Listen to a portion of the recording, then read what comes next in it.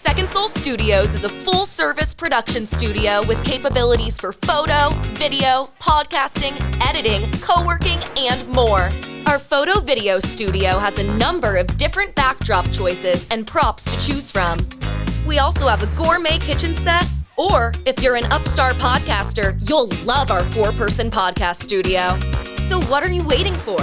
Visit secondsoulstudios.com to book a tour today. Ladies, are you ready for some real talk?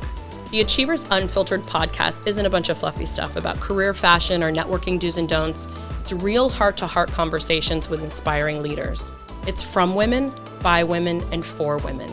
Tune in for a panel discussion on today's hottest topics that women face every day. We'll also discuss things that rarely enter the conversation.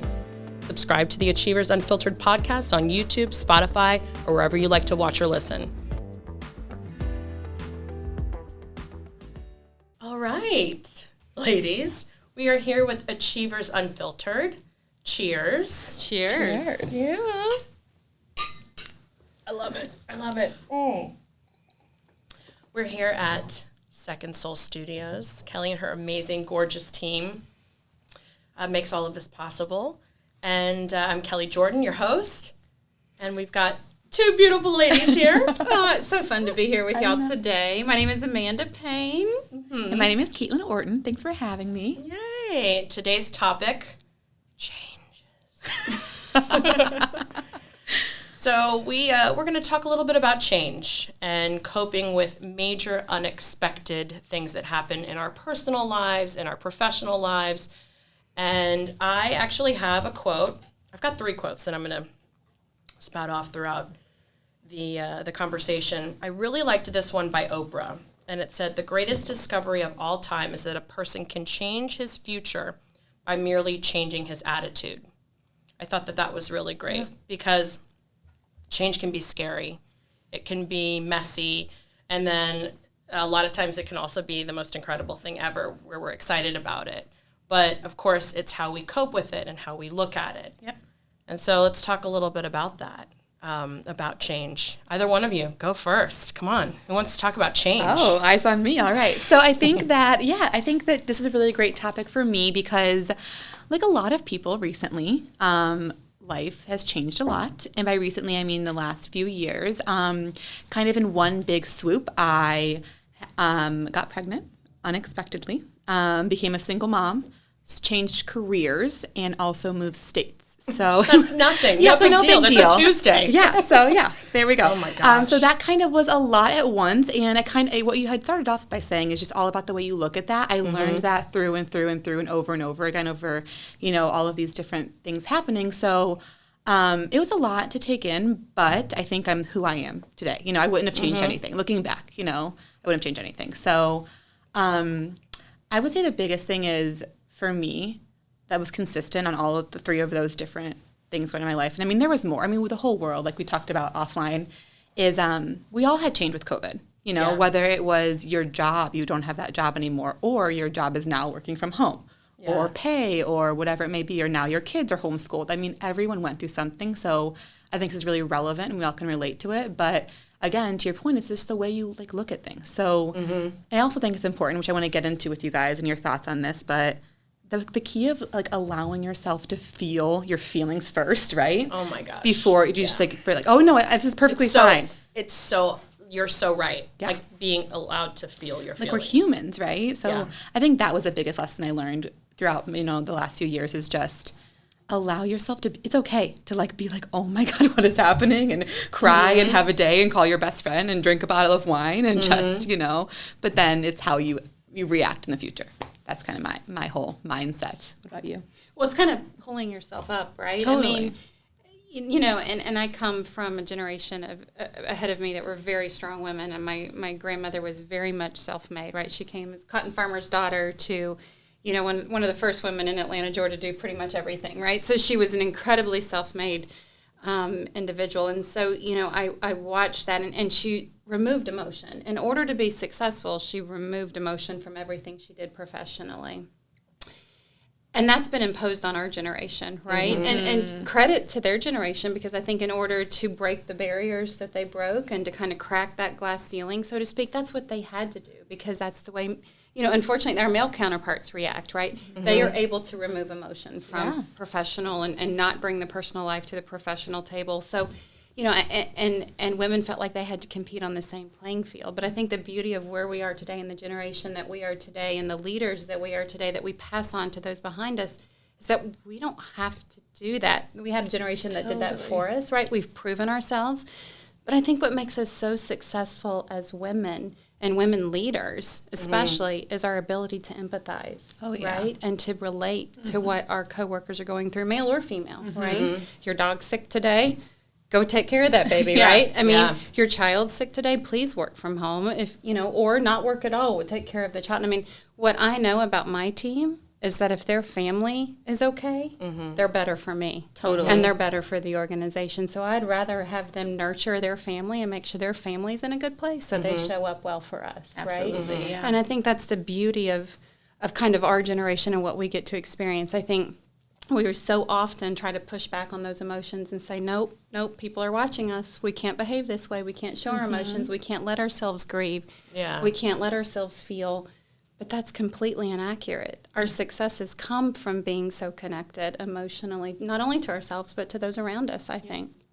I agree. And how we handle things. So when we talk about something that comes unexpected, something like any kind of change, how we deal with that, everybody's different. I mean, speaking from just how I am, I said earlier, I'm a bit of a Pollyanna, where I'm going to look at the positive, and because I'm not going to let myself get into that dark space. I mean, don't get me wrong, I will absolutely, bitch and moan to my girlfriends or my colleagues about something that I'm not happy about, but I will, at the end of the day, I'm going to look at it as, okay, this is a teachable moment for me. I am in charge of myself and how I react to whatever the change is or whatever unexpected thing comes my way. And I think that one way is not wrong and one way isn't right. It's just what works for us. But I do love how you bring up a really good point that we should be able to kind of be in the moment with our emotions and say, all right, so this particular situation, I mean, everything that you just said, you're like, talk about change, that is huge. That's your situation is, wow, okay, so I'm going to change absolutely everything in my life. Yeah. I'm going to move. I'm going to have a child. I'm going to do this by myself. I'm going to have my career. Yeah, and I'm going to navigate through that. So that's scary.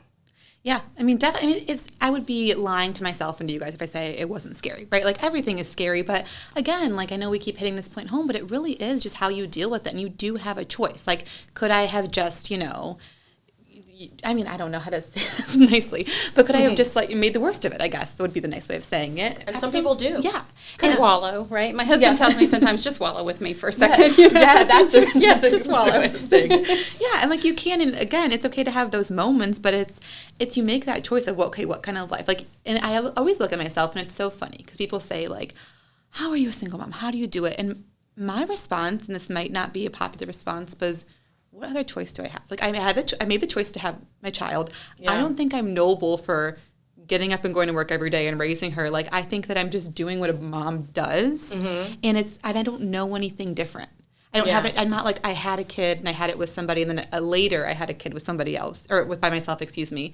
It's you only know what you know, right? That's my experience. So I never think that I'm doing anything noble or anything. But everyone's like, how do you do it? And I'm like, You just learn to live with life, and that's my experience, and so far it's been great. So can't complain about that. That's awesome, and it's a good way to look at when you're experiencing unexpected change. Exactly. To look at it hey, there's nothing I have to make of it what it is. I mean, talk about dealing with something that's unexpected and change. I feel like, again, it's okay though to talk about it and to feel those emotions. But I don't know. Talking about it to me is something good. I think anybody who's going through any change, talking about it with your colleagues or your girlfriends or your family or your best friend or your husband or your boyfriend or your partner, I think that's also a really important thing to do. I mean, I don't know as far as, I mean, that's what happened it was pretty dramatic. That's a pretty big example of what unexpected change. But it's also, it's not uncommon. I mean, people every day have to deal with unexpected changes, and it's just, again, how we deal with it. Well, if you look back to March of 2020 and you think about how, I remember the day that really everything in Clearwater shut down, right? And I remember that morning. So crazy. We were sending out tweets about how spring break camps were on, right? The city spring break camps are on. And then by that afternoon, the beach was closing. Yeah. Like everything was shutting down. And I was like, in that 12-hour period, I felt like I had lived 12 years, right? I mean, because you thought, how can life change so much in such a short amount of time? And I watched the progression of, everything's okay in the morning till, the world is ending in the evening, right? And so I thought, this is just, and that wasn't just for me. Think about the effect of our business owners, our employees who didn't have a job to show up to the next day. What do we do? How do we get paid? Navigating an unemployment system that was a hot mess. I mean, how are we going to pay our bills? I mean, just the amount of change that happened in just a short amount of time for people, and the people that navigated their way through it, right? And so mental health obviously continues to be a part of the conversation, because I think we're still navigating it. Life's still, my son, bless his heart, who is in pre-K 4, asked me today when I picked him up, he said, Mommy, when is COVID going to be over? And I'm thinking, clearly we've talked way too much, because he's asking me when COVID, this child. When is it going to be over? He's like, when's COVID going to be over? And I said, I don't know, baby. Why? And he's like, well, I hope it's before my next birthday, because I want to play on Chick-fil-A's playground. But, we don't even think about those things that were part of their lives before. And he's like, I just want to be able to play on the playground at Chick-fil-A instead of have to go through the drive-thru. Instead of going through the drive-thru. But it's navigating, and we don't think about the effect that it had across the board, right? That's just it's a silly but a small example of how it affects children not going to school, not seeing their peers, the socialization, and the socialization side for adults, and all of the change that we've experienced over the last several years, and just weathering it, right? Figuring out how to navigate it, I think, takes a tremendous amount of grit, right? And navigating it with grace is what I always try to do, right?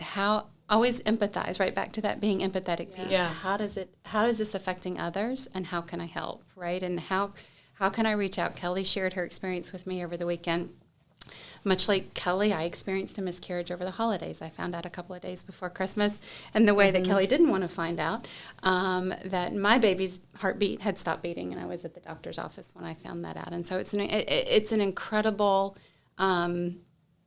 In that moment, even though you say, you're still in your first trimester and you're not supposed to be attached yet, we tell ourselves that. We all know better than that, right? That's not the way this works. I mean, you are attached from the moment you see that, before you even see that little heartbeat on the screen. As soon as you get that positive test on that positive test, you're attached from that very moment. I was so excited because I have never been able to conceive naturally, and so here I am at 41 years old, and all of a sudden I think, oh my gosh, my body's decided to work. Okay, this is amazing. This baby's meant to be. This has got to be a girl, because I have 2 little boys, and she's a fighter, right? She has fought her way through, and we're gonna figure this out. And so from that very moment, I was very attached, and then, you get all excited, and my husband was able to play golf somewhere very special, and he brought back some onesies and blue and pink, and he, it was just the sweetest, we were in this sweet kind of shocked, because we're old, but sweet phase of, this is going to be great, right? This is going to be exciting. And then 2 days before Christmas, you find out that there's not a heartbeat, and I cried for all of the holidays, right? And navigating holidays with 2 young children. I have a 3 and a 5-year-old. Navigating the holidays with 2 young children while you're also grieving, and finding that balance of being there for them, right? And and the silver lining for me, the piece that I look at and I'm so happy about, is that it happened when it happened. So I was able to really grieve through the holiday season. I didn't have to show up and go to work. I could stay in my pajamas all day, which I did for a few days, and I was able to truly grieve and experience the loss and really allow myself to feel those emotions. Because much like Kelly, I've actually lost more babies than I've given birth to. So you think at some point you would get used to this, right? The process would get easier, and it doesn't. I think you're attached every single time. Absolutely. But, I look back on it and I think those early losses, I hid them, right? I was elected to public office. I had to be strong. I didn't want to tarnish my image, my reputation by being weak, right? When you're elected to office, you feel like you've got to have this, I am invincible, right? Mm-hmm. My kids think I'm Superwoman, by the way. They love the Superwoman movie, and I've convinced them that is me, that's the way I dress, and they love watching it. So, look, there's Mommy. Yep, I can see I see Gal Gadot, absolutely. Yes, with the dark long hair, I love it. They're totally bought. They're in it, hook, line, and sinker. They believe that I'm Superwoman, and I think it's fantastic, and we're going with it for as long as I can. But, but that's the image you feel like you have to have when you're elected to office. And I was in my early 30s.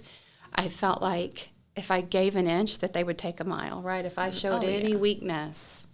And so I grieved secretly, and I felt ashamed, and I felt like I couldn't share this journey and this burden with others. And so, and you're embarrassed, you're ashamed, you feel like there's a piece of you that's not quite right as a woman because you're not able to have children. And then the loss on top of that, and then the damage that does to your relationship and to your marriage, because you obviously feel like you're less of a person because you can't give this to your husband too, right? So you go through all of these range of emotions, and I did it privately and I did it quietly.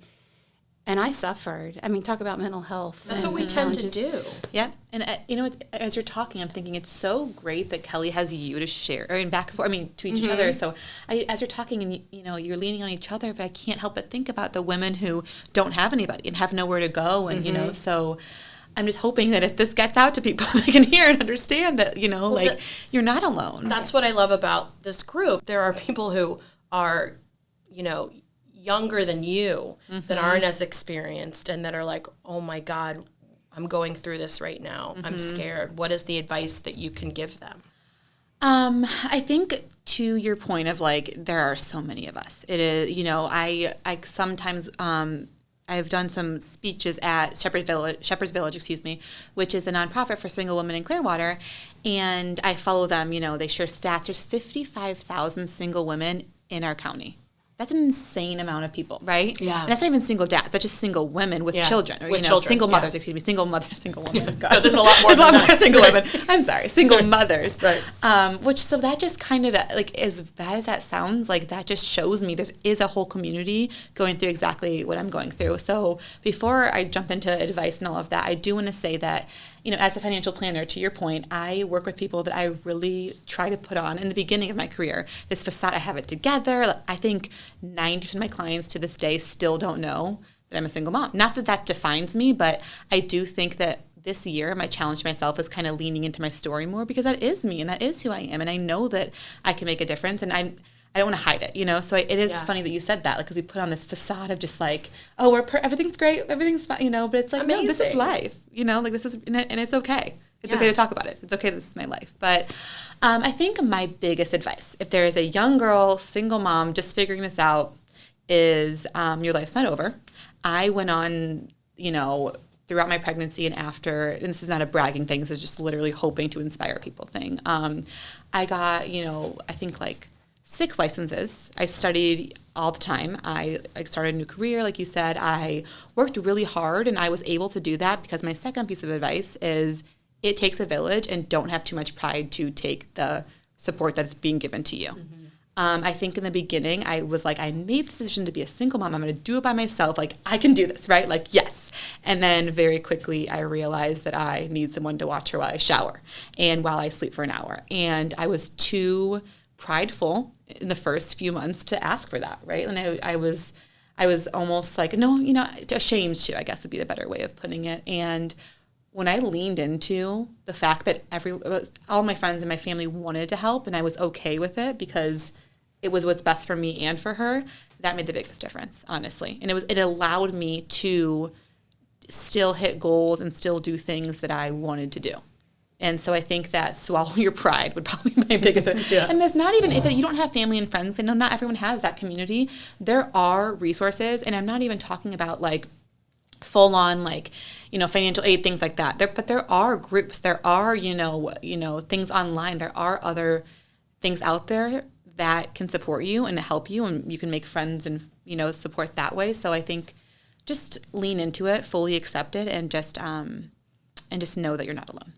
Well, you That's no, awesome. you make such a good point, because pride affects all of us. Oh, yeah. Right? I mean, and how, you know, how you react to things, and how you allow pride to really prevent you from having real relationships, right? From forming a bond, right? Yeah. And sharing in responsibilities with. I mean, Lord knows, I know now that it takes a village to raise children, but I didn't know that before. But but pride affects and ruins, honestly, quite frankly, will ruin somebody that could be so successful, because they're too prideful to allow a tribe, right? And I think it's so important to have those people that are around you, because not one woman is strong enough by herself. Not one woman can handle everything that life's going to throw at her by herself. And having a strong support system is what makes us better, right? I mean, and we all have our own path to walk and our own journey, and it's different. But learning from each other about their journey, right, can help shape our own. Exactly. Even though obviously we are all shaped by our own, but such wonderful life lessons if we're willing to accept them from those that we trust and that we rely on. You know, it just could take us so much further. I think. Absolutely. I'm going to read this other quote by John Maxwell, that change is inevitable, growth is optional. Yeah. So true.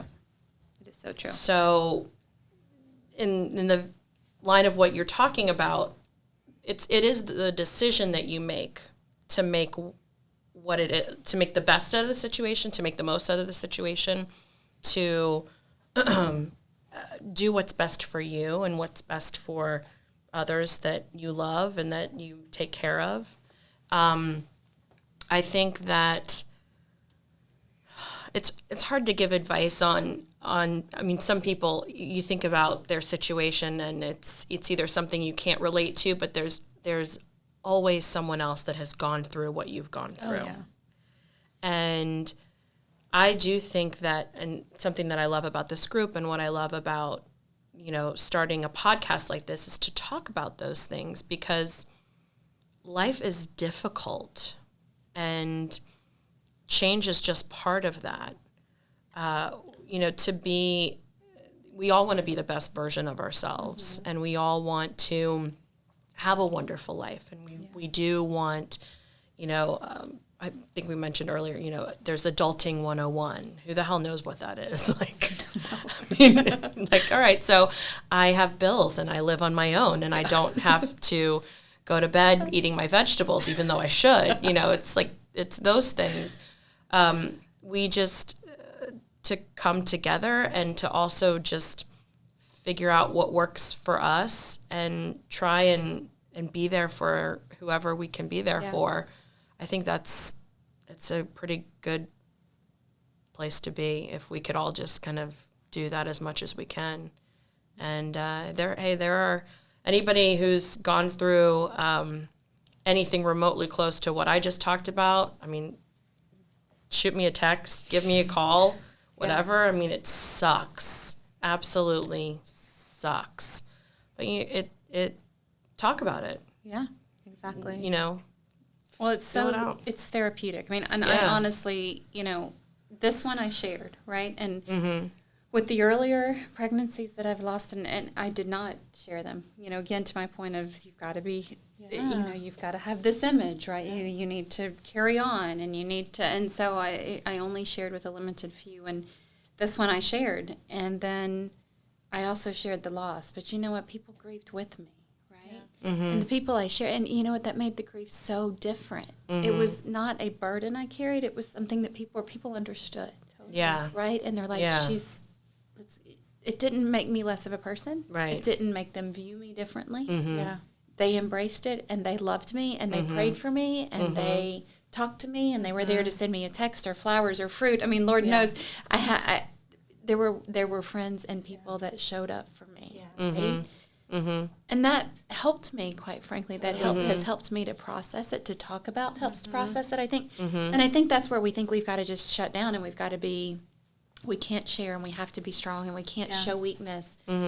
or show emotion because it says weakness, but it's not. Emotion actually is the opposite, Yes. right? Yes. Brene Brown talks about Yes, that. it's about having the strength enough to be willing to bear ourselves, right? Yes. And so I think that's what this, having strength enough to share in the emotion of whether it's your emotion or somebody else's emotion and what they've been through in their journey, and being strong for them, right? And standing in the gap for them and sharing in that with them. So I will say that while I'm older and probably in a higher position professionally than I was, several years ago, before my 2 babies were born, I had several miscarriages and then my 2 little boys, and then this is my first one post miscarriage because we weren't trying.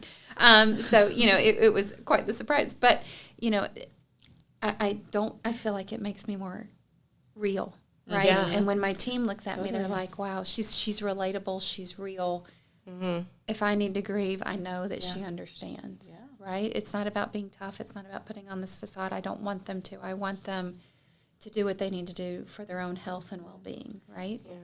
And in a leadership position like you are, it makes them you more, they can come to you with their problems. To your point, we said earlier, you want to make sure you're there for them. Well, now you're opening that door when you share a little about yourself. So I'm sure they feel more open to come to you. And that's super important as a female leader, leaders in general, but as a female leader.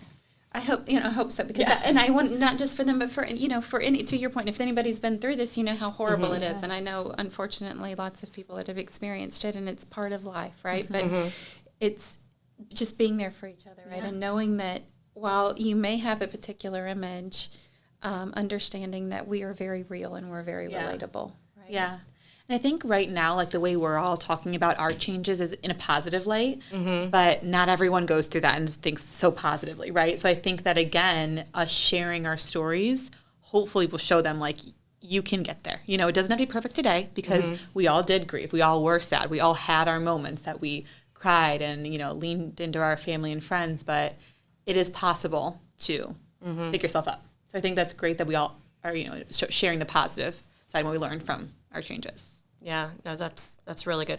It's funny. I will tell you, I was never a sharer. I never shared anything about my personal life, what I was really feeling, any of those things for the longest time. A perfect example is my closest friends, like closest friends. I have what I call my hetero life partner, my best friend Sarah. I call her my Sarah because she's mine. She's mine.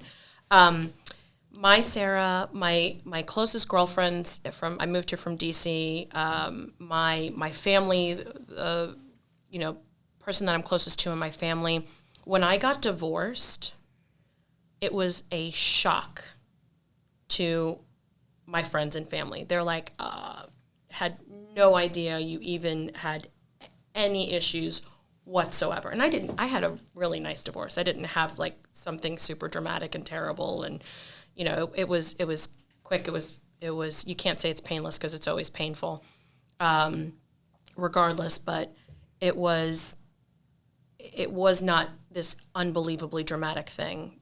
But no one had any idea because I hadn't told anybody, and I usually never tell anybody how I really feel. And so when something happens in my life that a huge change, whether it's personal or professional, I usually just it's surface for me. I'm not going to go into a lot of detail.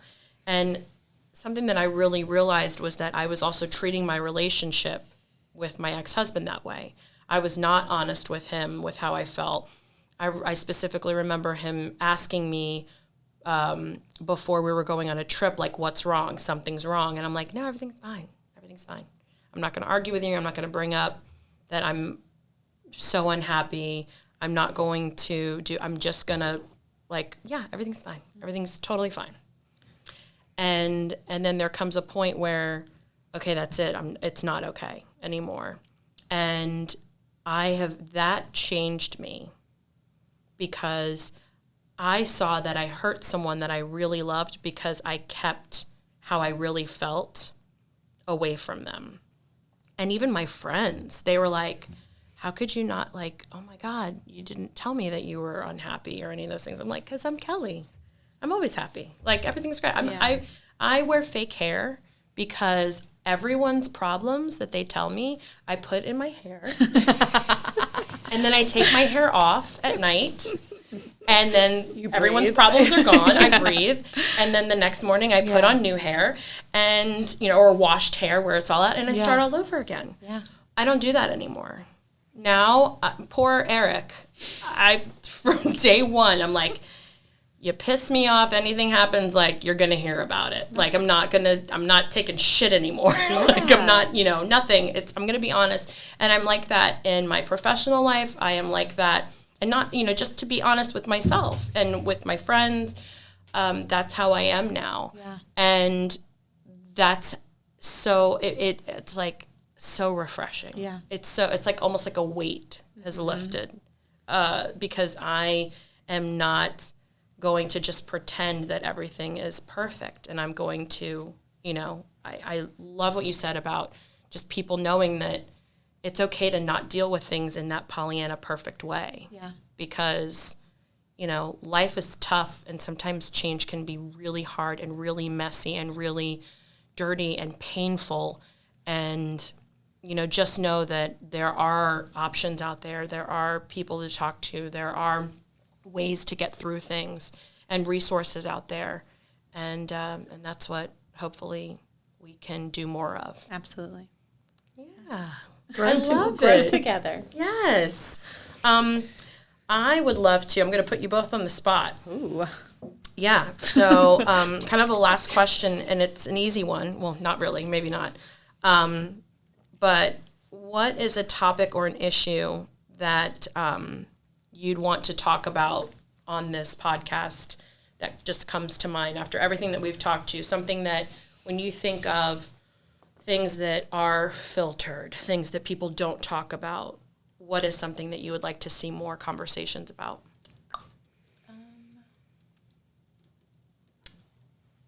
I think originally what this podcast was designed and set out to do, which it's accomplishing, is really having those real conversations. And I think, whether we talk about, the challenges that we face in our relationships, to your point you shared about your divorce and what your current relationship's like now. Mm-hmm. I think on social media we portray a picture-perfect type of family and environment and what that looks like.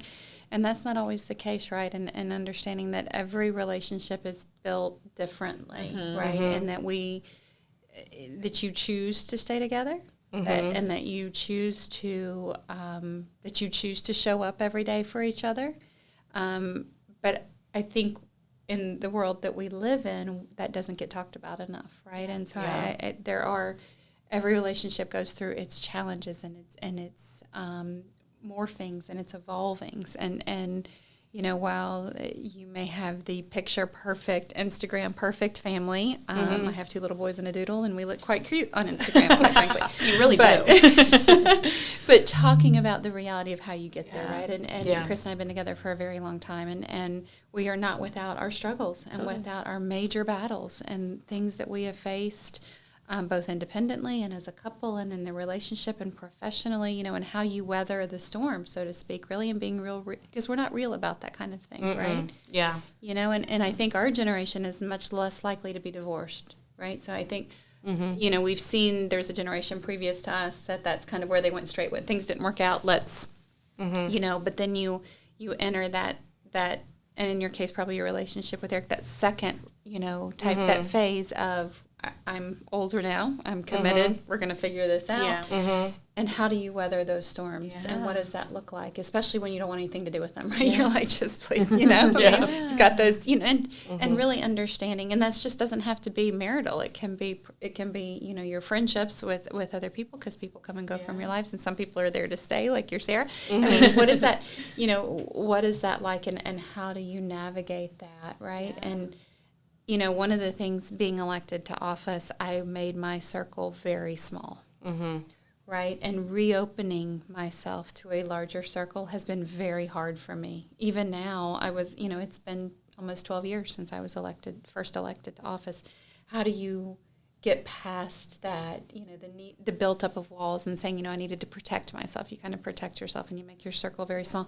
How do you move, understanding that and navigating relationships when you're professionally in a higher profile type of role, So I really think talking about real relationships and what that's like and what we feel and what we experience and the mean girl lines and circles and the navigating when you're a new mom, navigating the mom thing, and there's all these circles that you learn to navigate, right? And talking about, I read a story the other day, and it was very interesting, and I was talking about being a mom and then wanting to meet other moms. Right, and how this mom felt. She walked up to a group at a soccer game and was like, "Oh, hey, we're new," and the moms immediately just shunned her and turned away and wouldn't have a conversation with her. And it was this great read, and I thought, it is so true, because when you're in that weird phase, you're an older mom. I will only point to myself. When you're either an older, you navigating relationships. I'm an older mother. Yep. I'm also in a very professional role. When I pull up to pick my kids at school, I recognize there's not many people in that car line that's relatable to me. How do you navigate that, right? And what is it like to connect? How do you connect with people in a different way? So anyway, I'm rambling. Did I answer your question? No, I love it. I have nowhere near the answers. You're like, yours is a one-sentence answer. I mean, really it is. I mean, for me, and I think to our point we were talking about offline earlier, was just how more women are entering the workforce in just different in different capacities. And I think it'd be cool to have a conversation with women who might be a minority in the workplace. Like I go to my office and I'm the only female there. Like how do you navigate that? And I think that happens. I'm not going to name professions, but I think that happens a lot. Yeah. And we don't deal with the mean girls. We just deal with being the only girl. And that's very different. But you still want to be taken seriously and you want to grow and, all of that. So I think that would be an interesting look on some people's ideas around that. I love Not it. nearly as cool as yours. No, but it's so good. I was just buying you time. Thank you. I love it. Well, thank you both so much. This has been amazing, and thank you, Second Soul Studios, and our fabulous crew. Our professional situation is just incredible. But thank you so much. This has been amazing and an awesome space, and I appreciate both of you and allowing me to share my my nice dramatic news. So thank you. Cheers. Cheers. Oh yeah, thank you. Yeah, cheers.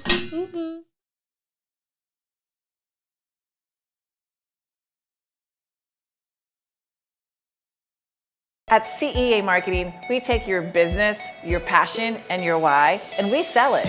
If you're unsure where to start marketing your company, CEA Marketing is here to help. Our team at CEA has tons of experience and top-notch training, which helps you take all the stress and confusion out of marketing your own business. After years of working with large companies like Pulte Homes, the Outback Bowl, and Metro Places, we guarantee the successful implementation of a marketing strategy.